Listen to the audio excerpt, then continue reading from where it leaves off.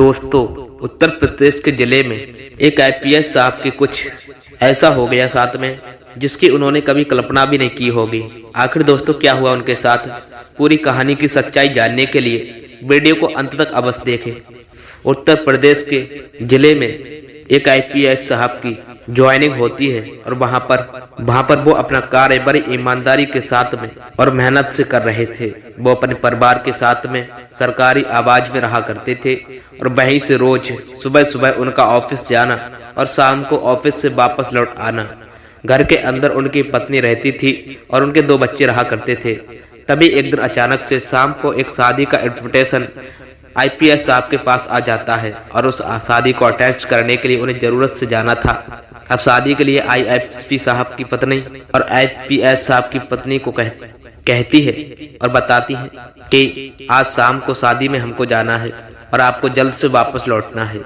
अब आईपीएस साहब कहने लगते हैं ठीक है, यदि ऐसी बात है तो मैं अपना काम करके जल्दी वापस लौट आता हूँ और फिर सब लोग एक साथ शादी में जाएंगे। बात तय हो गई थी दोस्तों, और बातें तय होने के बाद आईपीएस साहब डेली रूटीन की तरह अपनी गाड़ी में बैठ जाते हैं। उनका ड्राइवर गाड़ी चला रहा होता है और गाड़ी को लेकर वो सीधी ऑफिस पहुंचते हैं। ऑफिस में जाने के बाद दोस्तों दिन भर वो अपना काम करते हैं, फाइलों पर काम करते हैं, शहर की समस्याओं का निवारण करते हैं और सभी काम करने के बाद धीरे धीरे कर शाम हो जाती है। अब शाम का समय जब छुट्टी का टाइम होता है तो आईपीएस साहब ऑफिस से निकलने के लिए अपने ड्राइवर से कहते हैं और ड्राइवर को गाड़ी लगाने के लिए कहते हैं। आईपीएस साहब ऑफिस से बाहर निकलते हैं और आकर उस गाड़ी में बैठ जाते हैं जैसे सब बैठ चुके थे और ड्राइवर को गाड़ी चलाने के लिए कह दिया था। अब ड्राइवर जैसे ही गाड़ी चलाता है तो थोड़ी आगे जाने पर जो गाड़ी थी वो बंद हो जाती है। अब इसके बाद जो आईपीएस साहब होते हैं वो ड्राइवर से पूछने लगते हैं कि क्या हुआ गाड़ी में और किस वजह से गाड़ी बंद हो चुकी। तो ड्राइवर कहता है कि पता नहीं साहब जी क्या हो गया। उसके बाद ड्राइवर उतरता है और गाड़ी को चेक करने लगता है, लेकिन उसे कोई भी बात समझ में नहीं आती है कि आखिर किस कारण से गाड़ी बंद हो गई है। इसके बाद जो आईपीएस साहब थे वो ड्राइवर साहब से कहते हैं कि भाई साहब मुझे बहुत जल्द पहुंचना है और ये गाड़ी जल्द से जल्द ठीक करवाओ, या फिर ऐसा करो किसी और की गाड़ी आप मांग लो और मुझे घर पर छोड़ आओ। इसके बाद जो ड्राइवर साहब होता है वहीं से किसी से गाड़ी मांग लेता है। आईपीएस साहब को घर छोड़ने के लिए ऑफिस के अंदर ही काम करने वाला एक व्यक्ति होता है जिसके पास गाड़ी थी और उसे जाकर ड्राइवर बात कर लेता है और कहता है कि आईपीएस साहब की गाड़ी खराब हो गई है और उन्हें जल्द से कहीं जाना है, तो क्या आपकी गाड़ी मिल सकती है? केवल उन्हें छोड़कर आना और छोड़कर आने के बाद आपकी गाड़ी को मैं यहीं पर लाकर दे दूंगा। इसके बाद दोस्तों जो व्यक्ति होता है वो भी इस बात के लिए हामी भर लेता है और अपनी गाड़ी की चाबी उस ड्राइवर को दे देता है। उसके बाद ड्राइवर आईएसपी साहब की गाड़ी को वहां पर छोड़कर उस व्यक्ति की गाड़ी को लेकर आईएसपी साहब को बिठाता है और बिठाने के बाद चल देता है। एसपी ऑफिस से एसपी साहब का घर ऑफिस से लगभग 4 किलोमीटर दूर था और जैसे आधा सा रास्ता तय होता है तभी अचानक से दोस्तों एक पुलिस नाका आता है, जिस पुलिस नाके से रोज एसपी साहब गुजरा करते थे और उन्हें कोई भी दिक्कत परेशानी नहीं हुआ करती थी, क्योंकि जो उनकी पर्सनल गाड़ी थी जिससे वो आया जाया करते थे उसे देखकर पुलिस वाले कुछ नहीं कहा करते थे।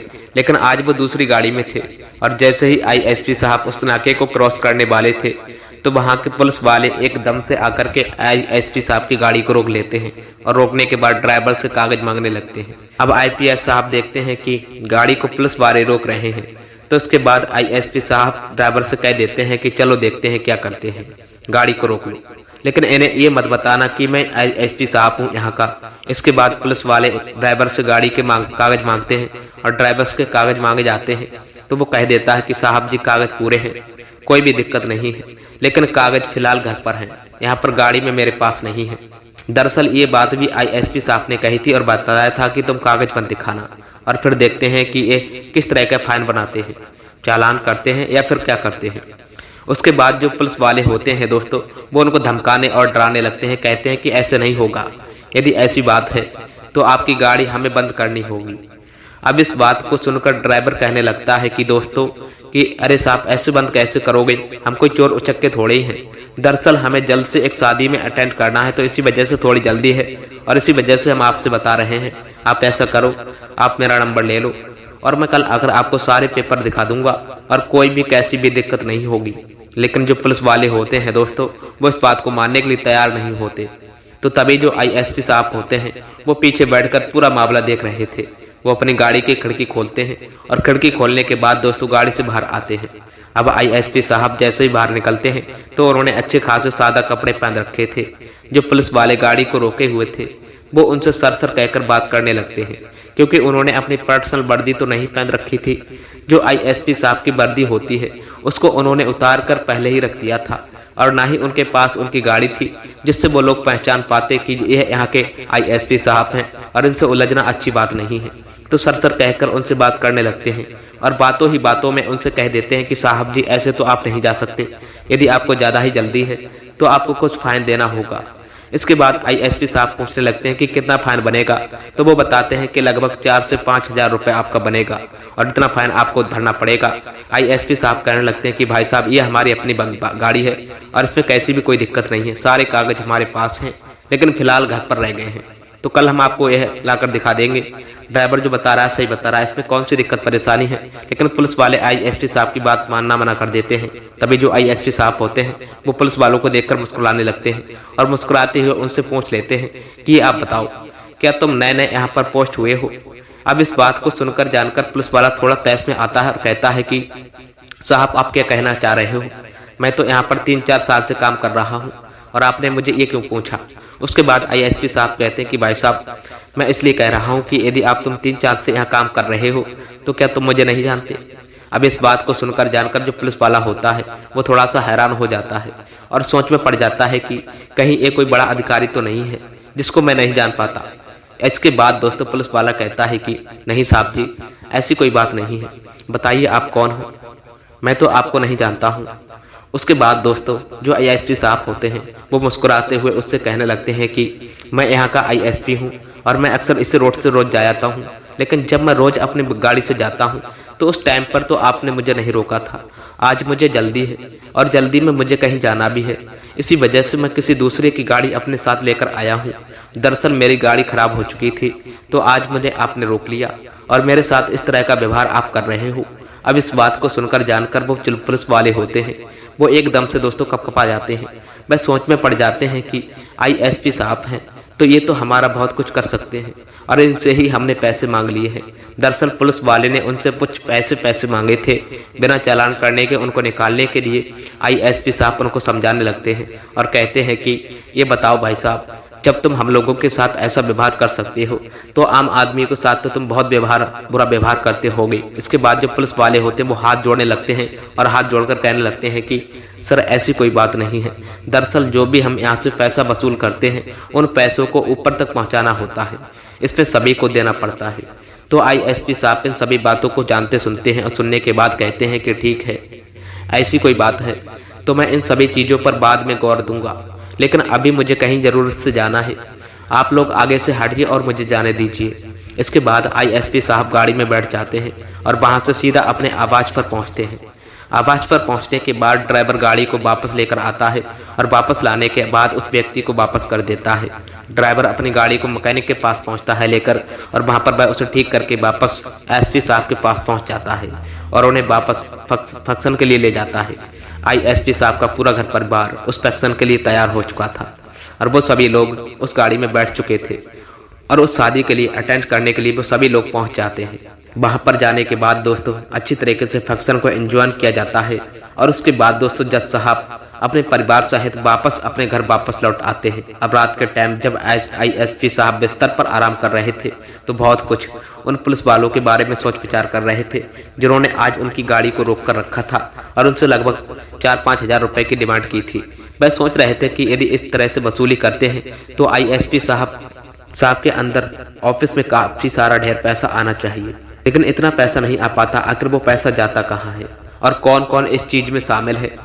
इसी चीज को सोचते हुए रात भर आईएसपी साहब फैसला कर रहे थे कि सुबह उठते ही सबसे पहले मैं उन्हें वहां के कलेक्टर साहब से बात कर रही थी और कलेक्टर साहब को ये सारी बातें बतानी थी।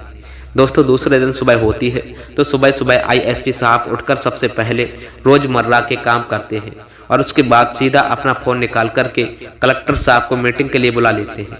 अब आईएसपी साहब के कहे अनुसार जो कलेक्टर साहब होते हैं वहां से सीधा आईएसपी साहब के आवाज पर ही आ जाते हैं उनसे मीटिंग करने के लिए, और वहां आकर के दोस्तों उनसे बातें करने लग जाते हैं। तो बातों ही बातों में जो आईएसपी साहब होते हैं उनको बता देते हैं जो उनके साथ कल हुआ था, और उन्हें बताते हैं कि पुलिस वाला कह रहा था कि इसमें सभी का हिस्सा होता है, तो मैं अकेला इस चीज में शामिल नहीं हूँ सर। इस बात को सुनकर जानकर जो कलेक्टर साहब होते हैं वो भी बड़े हैरान हो जाते हैं, और इसके बाद वो मामले की तह तक जाने की कोशिश करने लगते हैं। कलेक्टर साहब आईएसपी साहब को आश्वासन दिलाते हैं और कहते हैं कि आप चिंता ना करो, इस चीज में जो भी शामिल होगा उन सभी के खिलाफ सख्त से सख्त कार्रवाई करवाई जाएगी, लेकिन उनके लिए हमें सबूत चाहिए होगा, और उनके लिए पहले मुझे सबूत बनाना होगा। इसी चीज को सोचकर कलेक्टर साहब वहां से चले जाते हैं और मन ही मन सोच में पड़ जाते हैं कि ऐसा क्या किया जाए जो उन लोगों को रंगे हाथों पकड़ा जाए। दोस्तों इसके बाद जो कलेक्टर साहब हैं वो मन के अंदर कुछ बात सोचकर रखते हैं और उस बात पर काम करने का फैसला कर लेते हैं। इधर जो पुलिस वाले थे उन्हें इस बात की कोई भी दिक्कत परेशानी नहीं थी, ना ही उन्हें इसे भनक थी कि तुम्हारी बात कलेक्टर साहब तक पहुंच गई है, और कलेक्टर साहब ने भी इस बात को गुप्त रखा था, क्योंकि जब वो आईएसपी साहब से मिलने के लिए पहुंचे थे तो वहीं पर उन्होंने ये बात का फैसला भी कर लिया था कि इस मामले की तह तक जाना, और तह तक जाने के लिए इस बात को गुप्त रखना आवश्यक है। अब पुलिस वाले इसी तरह से दोस्तों गाड़ियों से पैसा वसूल करते और चालान कट का दर दिखाकर उनसे कुछ पैसे ऐंठ लिया करते थे। दोस्तों लगभग 4-5 दिन बाद अचानक से पुलिस वाले एक और गाड़ी को रोक लेते हैं, जिस गाड़ी की हालत लगभग काफी ज्यादा खराब थी, यानी कि आप कह सकते हो कि वो गाड़ी रोड पर चलने लायक नहीं थी। इसके बाद जैसे ही उस गाड़ी को रोका जाता है तो उसके अंदर एक व्यक्ति साधारण से वस्त्रों में बैठा हुआ था। उसकी लंबी लंबी दाढ़ी मूंछ थी और माथे पर उन्होंने कपड़ा बांधा रखा था। उसके बाद दोस्तों पुलिस वाले उस गाड़ी को रोक लेते हैं और रोकने के बाद उससे कहते हैं कि हाँ भाई साहब, ये गाड़ी तो रोड पर चलेगी ही नहीं और इसको तो बंद करना पड़ेगा। इसके बाद उस गाड़ी के अंदर जो व्यक्ति बैठा हुआ था वो गाड़ी से बाहर निकलता है और उनसे हाथ जोड़कर रिक्वेस्ट करता है, कहता है कि सर ऐसा मत करो, ये मेरे पिताजी की निशानी है और इस गाड़ी को आप बंद नहीं कर सकते हो। आपको जितना भी पैसा चाहिए मैं उतना पैसा दूंगा, लेकिन आप इस गाड़ी को जाने दो और मैं आज के बाद यहाँ से इस गाड़ी को नहीं निकालूंगा। दोस्तों इसके बाद पुलिस वाले उससे कहते हैं कि यदि तुम्हें इसे छुड़ाना चाह रहे हो तो इसके लिए काफी ज्यादा ढेर पैसा लगेगा और तुम्हें लगभग 30,000 रुपए देना होगा। इसके बाद वो गाड़ी वाला कहता है कि सर ऐसा बहुत ज्यादा पैसा है, इतने पैसे मैं आपको नहीं दे पाऊंगा। आप ऐसा करना, आप मुझे आज जाने दो, उसके बाद मैं अपनी गाड़ी को घर पर ही रखूंगा और इसे निशानी के तौर पर ही घर पर रखे रखूंगा। इस बात को सुनकर जानकर पुलिस वाले उससे कहते हैं कि नहीं, ऐसा नहीं हो सकता है, अब आपकी गाड़ी पकड़ी जा चुकी है, अब इसको बंद करना पड़ेगा। तो गाड़ी वाला कहता है नहीं साहब, ऐसा मत करो, कुछ पैसे कम करो, और यदि आप पैसे कम करोगे तो मैं आपको पैसे दूंगा ताकि मैं अपनी गाड़ी को अपने साथ ले जा सकूं। दोस्तों अब इसके बाद जो पुलिस वाला होता है वो उसे रकम को घटाकर 10,000 करवा देता है और 10,000 के लिए वो गाड़ी वाला मान जाता है। गाड़ी वाला अपने पास से 10,000 रुपये देता है और निकलने के बाद उस पुलिस वाले को पकड़ा देता है। पुलिस वाला उन पैसों को लेकर चुपचाप से अपने जेब में रख लेता है और कहता है कि चुपचाप से निकल जाओ, आगे किसी को कानो कान खबर न लगे। दोस्तों इतने ही देर में वहां पर 2-3 गाड़ियां आ चुकी हैं, जिन गाड़ियों के अंदर एक अलग अलग तरह की टीम थी जो कि रिश्वतखोर पुलिस वालों को पकड़ा करती थी। वो आते हैं और अपने साथ एक केमिकल से भरा हुआ डिब्बा लेकर आते हैं। आने के बाद तुरंत से उन्होंने उस पुलिस वाले का वही हाथ, जिस हाथ से उन्होंने रिश्वत ली थी, उस हाथ को उस केमिकल में डुबोया और डुबोने के बाद उस केमिकल का कलर चेंज हो गया और हाथों में रंग लग गया। दोस्तों यानी कि उस पुलिस वाले को रंगों हाथों पकड़ लिया गया था, और जैसे ही उसको पकड़ा जाता है तो वहां के सभी पुलिस वालों ने इस बात के लिए हटकम बच जाता है। दोस्तों कलेक्टर साहब ने अपने सेट के बटन में एक कैमरा लगाकर छुपा रखा था, जिसकी लाइव रिकॉर्डिंग वो लोग देख रहे थे जो रिश्वतखोरी को रोका करते थे। उन्होंने जैसे ही देखा कि इसने पैसे भर लिए हैं तो फौरन से वहां पर पहुंचे और वहां पर आने के बाद उसे रंगों हाथ पकड़ा गया। उसके बाद कलेक्टर साहब अपने दाढ़ मूंछ निकालते हैं और निकलने के बाद उन लोगों से कह देते हैं कि आईएसपी साहब यहाँ से गए थे और उन्होंने मुझे इस बात के बारे में बताया था, लेकिन मुझे इस बात पर विश्वास नहीं हो रहा था और मैं सोच रहा था हो सकता है किसी से कोई गलती हो चुकी हो, लेकिन आज जब तुम्हें रंगों हाथों पकड़ा गया तो मुझे तुम जैसे लोगों को देखकर घिन आ रहा है। तुम लोग सरकार का पैसा लेते हो और इस तरह से पैसा वसूल करते हो, ये कोई अच्छी बात नहीं है। आम आदमी 4,000 रुपया कहाँ से लेकर आएगा और तुम लोगों की जेब गर्म करने के लिए उसे क्या क्या करना होता है। दोस्तों अब जब कलेक्टर साहब की एक खबर चारों तरफ फैल जाती है कि कलेक्टर साहब ने ऐसा करा है और आईएसपी साहब के कहने पर ये सब कुछ किया गया है, तो सभी लोग कलेक्टर साहब और आईएसपी साहब की वाहवाही करने लगते हैं। और चारों तरफ ये बात फैल चुकी थी कि यहाँ के कलेक्टर साहब बेहद ही ईमानदार हैं और वो न्याय किया करते हैं, और जनता का विश्वास और भी ज्यादा पुलिस के ऊपर बढ़ जाता है और सभी लोग नियमों का पालन करने लगते हैं और गाड़ियों को चलाते टाइम अपनी तरफ से कोई भी दिक्कत नहीं बढ़ते हैं। दोस्तों, तो ये थी एक छोटी सी कहानी जहां पर आईएसपी साहब की कलेक्टर साहब को कुछ ऐसा खास बताया, उसके बाद एक रिश्वतखोर पुलिस वाला पकड़ा गया था। आप क्या कहना चाहते हो कलेक्टर साहब के बारे में? आप क्या कहना चाहते हो आईएसपी साहब के बारे में? आपकी जो भी राय है दोस्त कमेंट बॉक्स में बता सकते हो, लोगों के साथ शेयर भी कर सकते हो। वीडियो यदि पसंद आया हो तो वीडियो को सर्वप्रथम लाइक और चैनल को सब्सक्राइब अवश्य करें, ताकि हमें थोड़ा बहुत मोटिवेशनल मिले, हौसला मिले आप लोगों के लिए ऐसे ही अच्छा वीडियो बनाने के लिए। इन कहानियों को सुनाने का उद्देश्य किसी को परेशान करना बिल्कुल भी नहीं था दोस्त। ये कहानी केवल आपको इसलिए बताई जाती है ताकि आप लोग इन कहानियों से कुछ ना कुछ सीख पाओ और अपने जीवन काल में उस चीज को अप्लाई कर पाओ। मिलते हैं दोस्तों किसी अगली नेक्स्ट वीडियो में नए टॉपिक के साथ में। तब तक के लिए जय हिंद, जय भारत, जय वंदे मातरम। आप सभी का बहुत बहुत दिल से धन्यवाद।